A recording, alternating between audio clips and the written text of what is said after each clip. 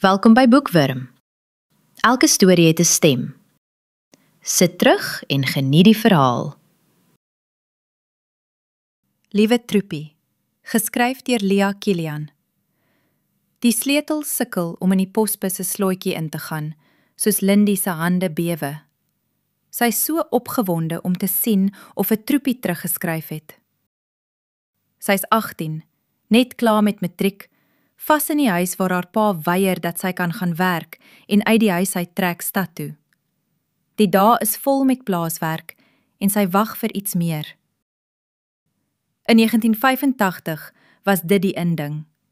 Meisies skryf vir troepies op die grens. Penpals vir ouens sonder girls om aan te dink.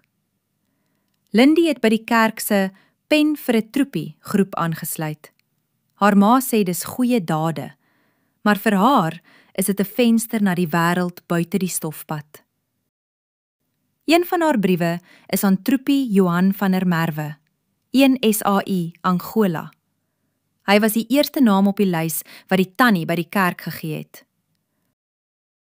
Hallo daar, Troepie, ek's Lindy, en ek dink aan jou in daai hitte. Vertel my van die sterre daarbo. Hier is hulle helder op die plaas, maar ek weet joune is helderder. Sy het 'n titseltjie van haar reukwater op die brief gedrup en 'n foto bygesit. Haarself in 'n sonrok, glimlaggend teen die hek. 'n Giggel ontsnap hard toe sy sien daar is briewe in die posbus. Sy slaan haar hand oor haar mond terwyl sy vinnig kyk of iemand haar gehoor het. Sy sluit die posbus en hardloop terug na die bakkie waar haar pa vir haar sit en wag. Jy moet nou nie muisneste kry nie, Lindy, het haar pa met 'n frons gesê toe hy die 4 briewe in haar hand sien. Sy wens haar ma kon 'n ander dag gekies het om koekies te bak. Haar gedagtes bly hardloop na die briewe onder haar kussing. Dit was laat voor sy rustig op die sementdam se wal kon gaan sit om die briewe te lees. Soos sy een klaar gelees het, antwoord sy hom dadelik. Die troepies is maar skrikkerig om te skryf en sy kry die gevoel dit is net goeie maniere wat hulle laat antwoord het. Lindy is bietjie teleurgesteld, maar dis oukei. Sy het probeer. Sy tel die laaste brief op en wonder of dit die moeite werd is.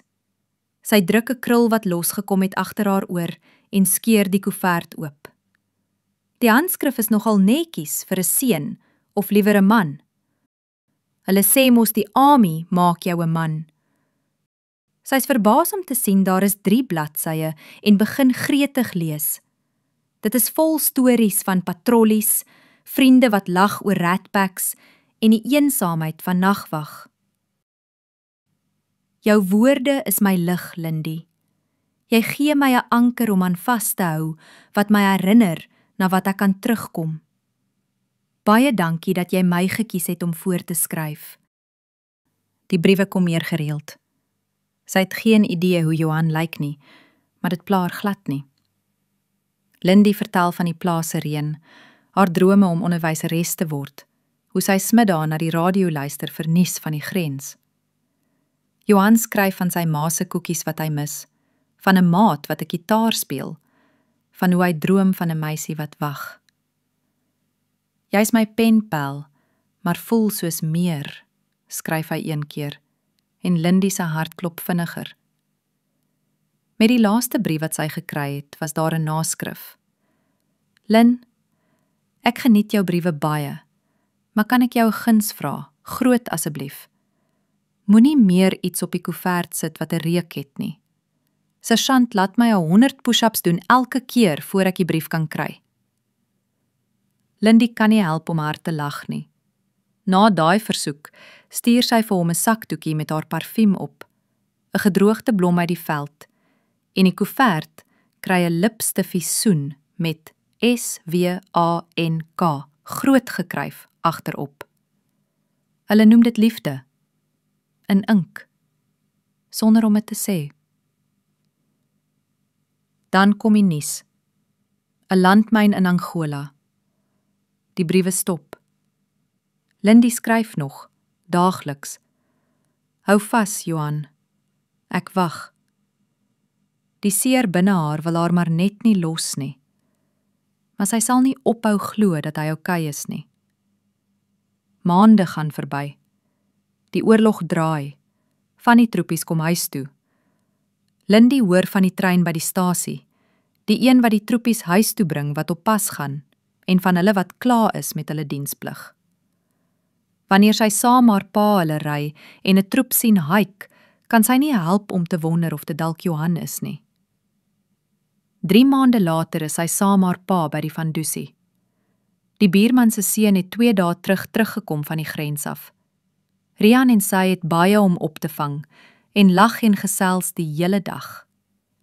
Hy vertel haar hoe die briewe van die meisies die troepe laat afchop het, maar hoe dieselfde briewe hulle deurgedra het, deur seer en moeilike tye. Hy vertel haar hoe so einste briewe sy pel gehelp het, na hy sy peloton verloor het in landmynontploffing. Lindy lyk geskok en vra of hy oukei is. Yes, hy is. Hy kom volgende week kuier op die plaas. Dan gaan ons bietjie jag.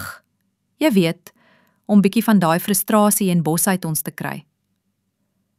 Dit is 'n pity dat hy nie weer van haar gehoor het nie, want Scooter het regtig verlief geraak op die girl. Lindy dink aan die briewe wat sy vir Johan geskryf het, in die hoop dat hy oukei is. Sy vertel Rian daarvan, en dat sy ook gehoop het op iets meer, maar sy het nooit weer gehoor van hom nie. Rian het sy arm om haar gegooi en gesê sy moenie haar hart verloor of laat breek oor so iets nie. Van die ouens het ook maar net geskryf omrede hulle briewe wou ontvang. Hy nooi haar om saam hom en Scooter te gaan jag, maar waarsku haar dat sy altyd in sig moet wees en hulle nie moet skrik maak nie, want hulle is nog bietjie bosbefok. Lindy het 'n harde tyd om haar pa te oorreed dat sy saam Rian kan gaan jag. Sy het aangehou, al het haar pa gesê dat die manne wat van die grens afkom nie lekker in hulle koppe is nie en dit te gevaarlik is. Hier staan sy nou saam Rian en kyk hoe die 4x4 aangery kom met Scooter en sy pa. Sy gee 'n breë glimlag toe Rian Scooter bespring, arms oor die skouers en geselsend stap die twee nader. Scooter, dis nou my beste vriendin van langs aan, en Rian trek haar nader. Scooter staan net stil en sy glimlag verdwyn, terwyl 'n frons tussen sy oë verskyn. Lindy? Kom dit van Johan? Baie dankie dat jy geluister het hier by Boekwurm. Onthou om asseblief die hou van knoppie te druk en in te teken op ons kanaal vir nog verhale vol avontuur, liefde en misterie. Deel jou gedagtes in die kommentare, ons hoor graag van jou. Tot die volgende storie, mooi loop.